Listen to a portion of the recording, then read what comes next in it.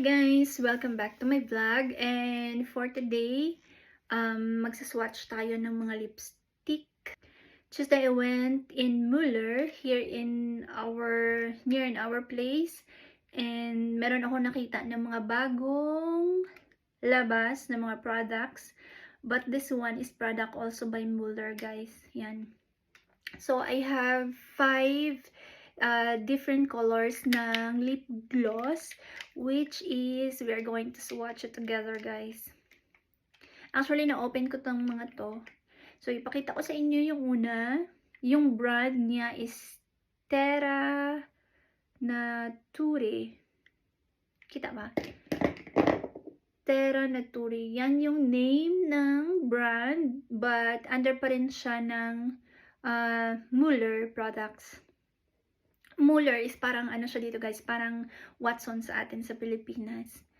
So, ayan, yung una is ito yung itsura niya. Vacay Mode On lip gloss na soft matte. And then the second one is My Dream Life, which is also soft matte. And then the next one is Honeymoon Getaway. Ayan yung itsura niya. And then this one is Work Hard, Play Hard. So this one is pure red, soft matte.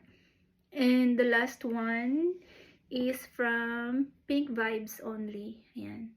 This is shine one. So meron siyang iba't ibang klase. May soft matte, tapos yung isa is shine. Let's try this one sa lips. Lip gloss. Ooh.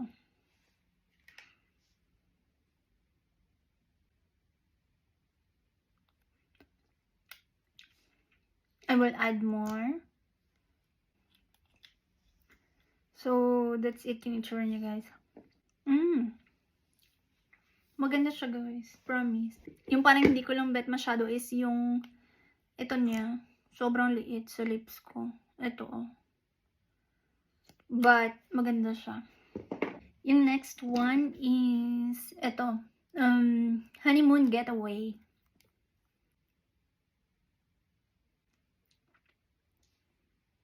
Ayan naman siya. Yung ano lang ba, maputla. O, yan yung itsura niya, guys.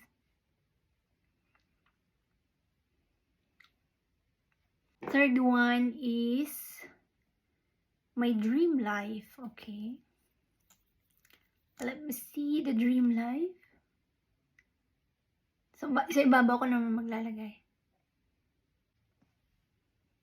Mas medyo darker lang siya doon sa isa, diba, guys? Yung sa pangalawa. Pero maganda siya, yan.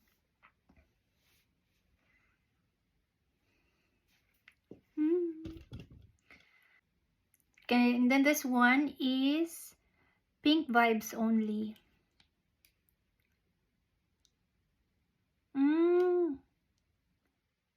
Ganda nito.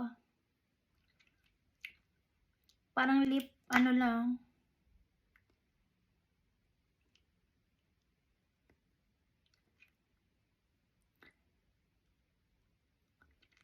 Nag-crack na yung lips ko, guys. Sorry. So, ayan siya. Pink Vibe Only. Super ganda din. Yan, yung color.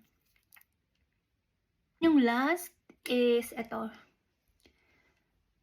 Work Hard, Play Hard.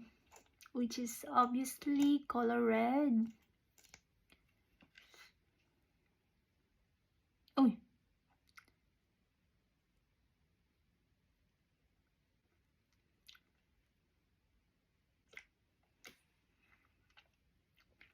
Ganyan yung itsura niya. Well, guys, as I say, lip gloss ito, guys, no? So, there's nothing to be scared if you want to try. But this one, you have so many options na pwedeng pagpilian if you want to use this one. So, ayan. It's worth to try. I think it's around like €2.75 sa may Muller. If you want to try this one, just get this one, guys, before maubos. Yan. Super ganda. Tada! Ganun pala dapat. So, sana nag-enjoy kayo sa panonood ng video na to. And thank you. And don't forget to subscribe, guys. Bye!